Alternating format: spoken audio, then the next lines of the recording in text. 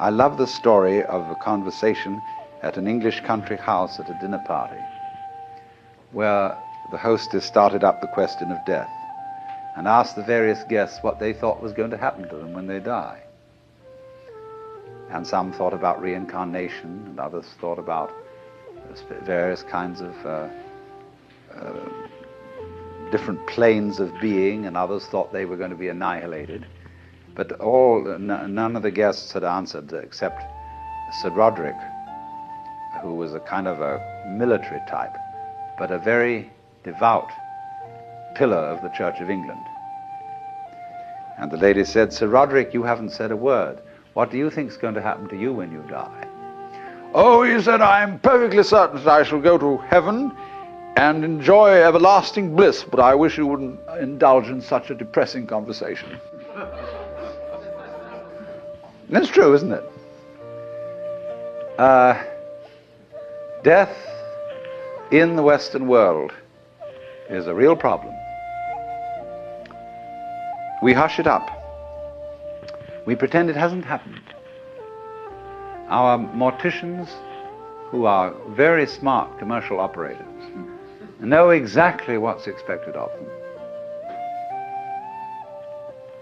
And they make death just awful by pretending it doesn't happen. See what happens. You go to a hospital and you're at the end. You've got terminal cancer. And all your friends come around and they wear false smiles and they say, "Cheer up, you'll be all right. In a few days from now, you'll be back home and we'll go out for a picnic again." The doctors have their bedside man. You see, a doctor is absolutely helpless with a terminal case because a doctor's, by social definition, a healer. And he's not allowed to help you die. He's out of role. Even though, he may sneak behind the rules and do it, but he's definitely, he's got to heal you.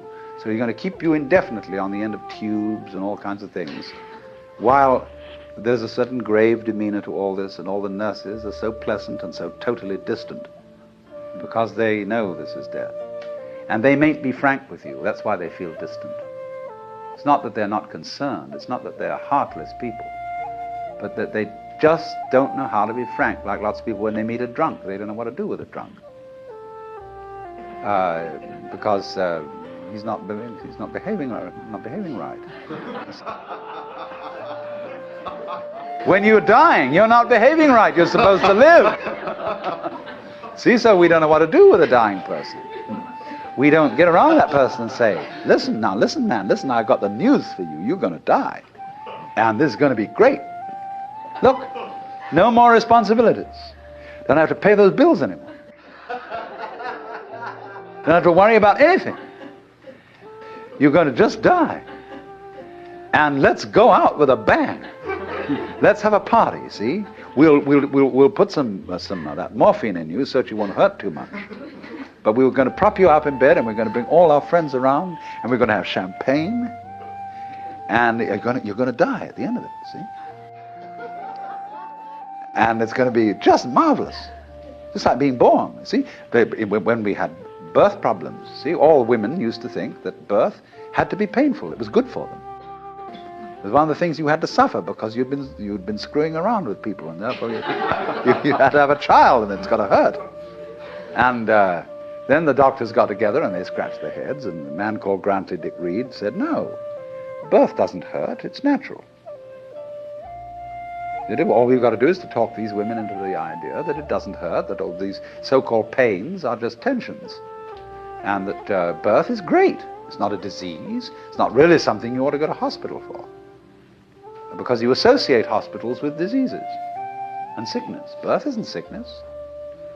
All right, now let's do some new thinking. What about death? Is death sickness?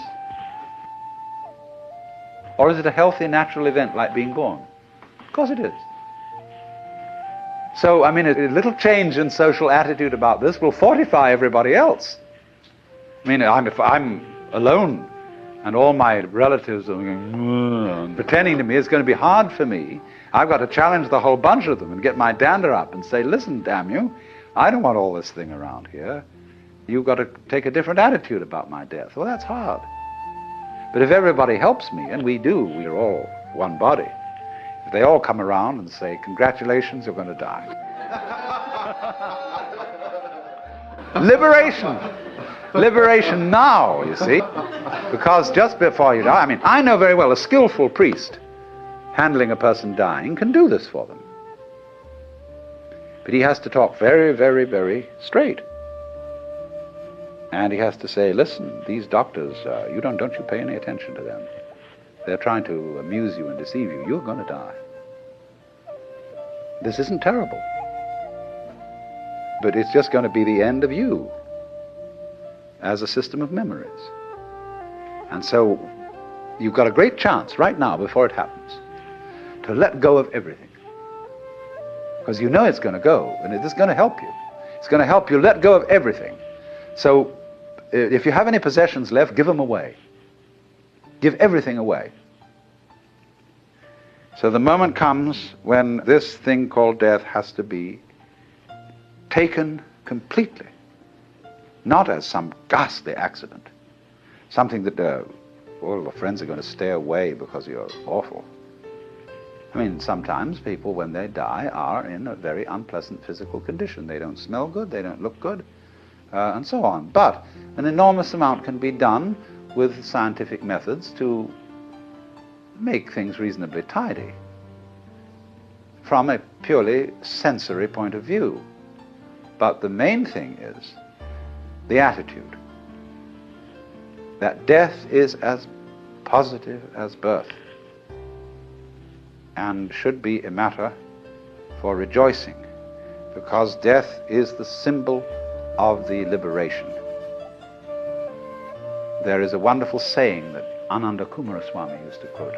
I pray that death will not come and find me still unannihilate. In other words, that man dies happy if there is no one to die.